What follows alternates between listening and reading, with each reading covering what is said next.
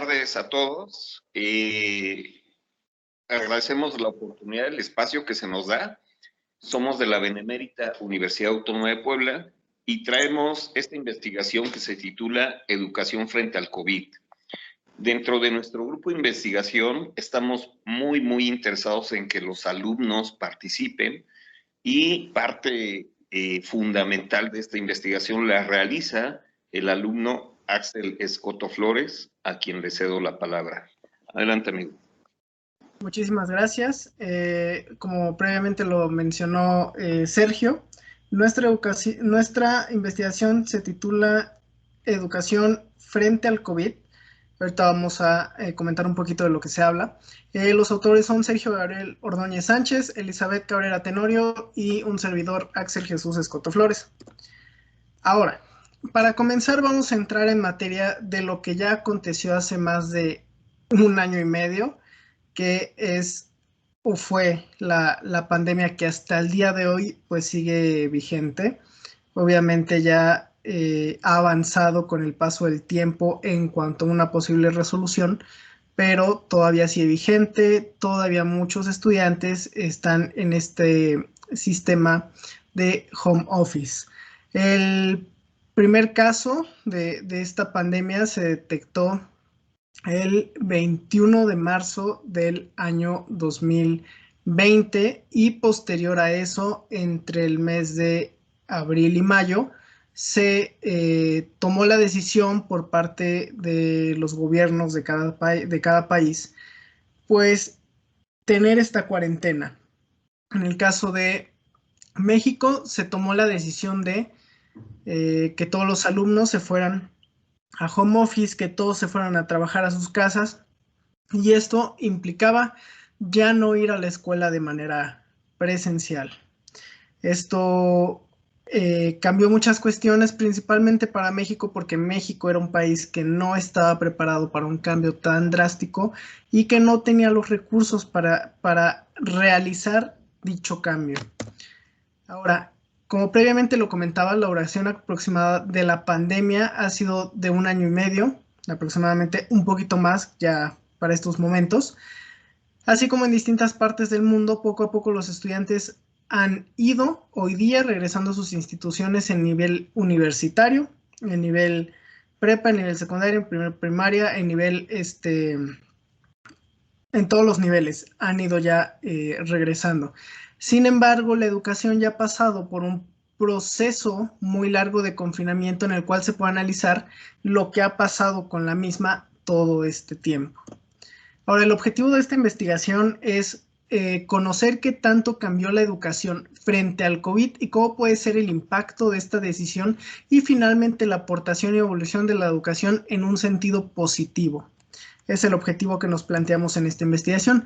La metodología que nosotros manejamos en esta investigación, primeramente nos basamos en la observación, recopilación de datos, análisis de datos y el análisis estadístico, y los métodos utilizados en este trabajo de investigación son o fueron de naturaleza cualitativa y cuantitativa. El método fue híbrido, deductivo-inductivo, el enfoque fue descriptivo y el tipo de investigación fue investigación descriptiva e investigación documental. Es la metodología que se manejó para este trabajo de investigación. Ahora, las implicaciones. Como previamente yo les comentaba, la educación ha pasado por un cambio muy drástico en este periodo de pandemia, en el cual ni gobierno, ni alumnos, ni maestros, ni padres de familia, nadie estaba preparado para un cambio de esa índole. Entonces, esto tuvo muchas implicaciones, y la primera fue un desafío. En todos los niveles, el cambiar a una educación virtual tuvo un desafío. Para los alumnos fue un desafío porque ahora tenían que estar todo el tiempo frente a la pantalla, porque ya se había eliminado ya no iban a tener ese contacto 1-1 con su docente, ya no iban a ver a sus compañeros, ya no iban bueno, sí, hay algunos que claro que siguen usando lápiz y libreta, pero La mayoría, me parece, ya todo es a través de su computadora que deciden tomar sus notas, ya no iban a tomar notas de igual manera. Fue un desafío a nivel país por la cuestión de la infraestructura, de que no se tenían los recursos. Por ejemplo, aquí el detalle fue en las comunidades más necesitadas y más marginadas, ¿no? ¿Cómo ibas tú con la pandemia a hacer llegar internet, laptops, cobertura a esas localidades, a esos lugares? No todos estaban preparados. Y en el caso de los padres, pues el desafío fue el que el hijo estuviera en la casa, el que tenía que estar al pendiente en el caso de educación primaria, secundaria, que tomara sus clases, ¿no? Esta implicación también requirió un gasto, un desembolso extra, porque ahora ya no solamente era pagar colegiatura, ahora ya no solamente era, bueno, creo que en muchos casos ya no se pagaron los uniformes, pero ahora ya no solamente era pagar la colegiatura, ahora teníamos que pagar en un equipo de cómputo para los que no lo tenían, una tableta, un dispositivo, una mejor cobertura en cuanto a gigas, en cuanto a internet. Entonces requiere un desembolso todavía extra. De igual manera en todos los ámbitos, también en el gobierno, en las escuelas tuvieron que gastar más para poder darle a los alumnos que más lo necesitaban una computadora, ¿no? El método de capacitación cambió totalmente y drásticamente, tanto para los docentes como para los alumnos, porque ya no iba a ser la misma capacitación. Inclusive el plan de estudios ya no iba a ser el mismo. Antes en los planes de estudios tal vez no se incluían muchas herramientas o programas pues tecnológicos. En este caso sí ya se tuvieron que incluir y se tuvo que adaptar a eso. Eso ha presentado un reto. También, pues como previamente les comentaba, es adquirir dispositivos. En la cuestión del tiempo, sí, inclusive hay mucho más accesibilidad en cuanto al tiempo estudiando en línea, y ya esa consideración porque hay opiniones divididas, pero de hecho muchos estudiantes prefieren quedarse en un modelo en línea por la cuestión del tiempo, por la cuestión de la accesibilidad, a regresar a clases presenciales. Pero también hubo un cambio muy drástico en el factor tiempo. Las competencias siguieron, pero se volvió el asunto todavía un poco más competitivo cuando ya teníamos la información a la mano. Y en el aspecto de la tecnología, la educación pasó por un cambio tecnológico increíble que a consideración de nosotros ya lo necesitaba, pero tal vez no eran las formas de, o todo fue muy apresurado. Ahora, los resultados de este análisis, como primer resultado es que tenemos la adaptación que los estudiantes, tenemos en cuenta la adaptación que los estudiantes han tenido a lo largo de este año en su manera de estudiar, donde ya es hecho costumbre y hábito el tomar las clases por medio de una pantalla, una computadora, usar la tecnología para realizar todas las actividades académicas, con lo cual regresar al modelo presencial de libreta y lápiz puede ser algo contraproducente. Realmente consideramos puede ser contraproducente regresar a ese modelo de libreta y lápiz. En otro de los resultados y de nuestro análisis que realizamos es que con el cierre de centros educativos como una de las primeras medidas adoptadas por todos los países, se aceleró la transformación digital de imparable a completa, que era absolutamente necesario para evitar la interrupción de las operaciones. Esto quiere decir que nosotros consideramos que ese cambio era ya necesario, pero sí fue de una manera completa, como lo mencionamos.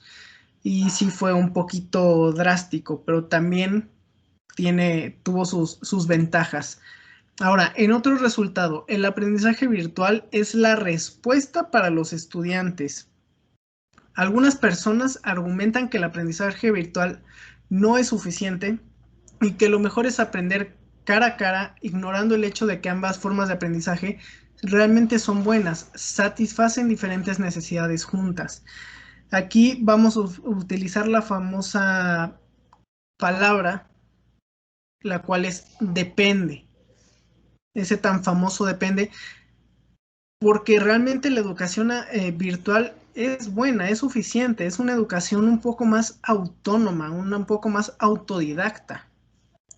Es suficiente para la persona que lo considere suficiente, pero también va a haber personas que no les gusta este modelo, esta educación, y pues que sin duda alguna van a considerar que es malo, pero depende de la situación. Claro, si no cuentas con a lo mejor el equipo, si no cuentas con la cobertura, si no cuentas con ese gasto, ¿no? Obviamente, pues no considerarás el seguir estudiando de manera virtual, pero hay muchas personas que sí, así que utilizamos ese tan famoso depende para la persona que guste atender esas pues necesidades. Ahora, en otro resultado, el aprendizaje virtual no está lejos de las relaciones, ya que hoy en día las aplicaciones virtuales permiten el desarrollo de sociedades que interactúan entre sí y si se requieren relaciones, la educación virtual permite que los estudiantes desarrollen diferentes tipos de aprendizaje. Claro que hace falta ese uno a uno, siempre, ese contacto con el maestro, pero no está lejos de las relaciones. Sin duda alguna es un resultado muy importante porque, como mencionamos, hay pros y hay contras, pero muchas personas ven más contras que pro y otras más pro que contras. Entonces ahí depende, pero también el aprendizaje virtual no está lejos de las relaciones.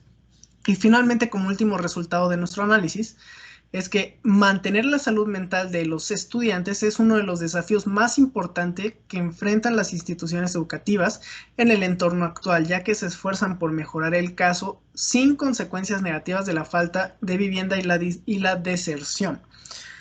Como sabemos, todavía hay muchos estudiantes que no regresan todavía a sus instituciones y que el regreso el día de mañana, por más que se tengan las medidas, muchos van a requerir esa atención, ese seguimiento post pandemia, porque muchos se pueden sentir que hay mucha gente, muchos se pueden sentir inseguros, otros más tuvieron problemas a lo largo de la pandemia y ahí es cuando la salud mental de los estudiantes se ve afectada y es un reto de las instituciones el mantener esa salud mental sin duda alguna.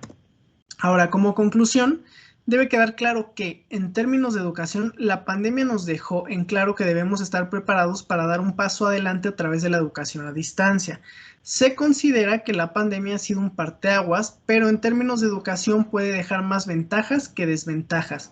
Queda únicamente en las instituciones actualizarse y ver cómo se puede adaptar a un sistema mixto híbrido y que contemplan más modalidades, así como brindar el material necesario primordialmente tecnológico para que el alumno pueda optar por las herramientas que ya son necesarias en este sentido.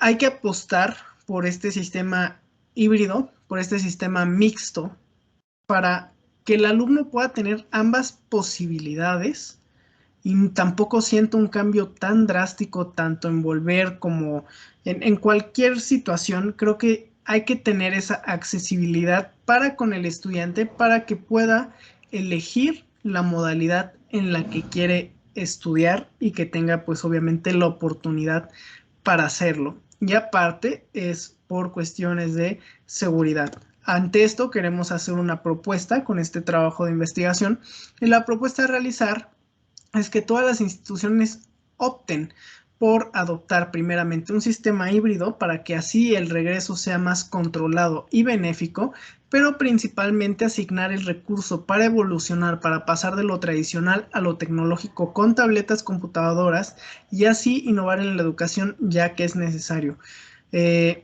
Creemos que esta medida, esta propuesta realmente es muy necesaria porque a raíz de la pandemia llegó un cambio, una convergencia muy importante en la educación y creo que es algo, o consideramos que es algo que ya se necesitaba en la educación para ya no estar tanto en lo tradicional y que el alumno también pueda ser ese alumno autodidacta con hambre de aprender y que pueda utilizar las herramientas que hoy en día tenemos en todos lados. Entonces, bueno, sin duda alguna, el cambio ha sido muy importante. invitamos a las instituciones a realizar ese seguimiento en todo el análisis que ya previamente se ha compartido. Y bueno, quedamos atentos a cualquier cosa. Aquí están unas referencias y agradecemos mucho la oportunidad de participación en este congreso y esperamos la ponencia haya sido de su agrado. Así que muchísimas gracias y quedamos a la orden.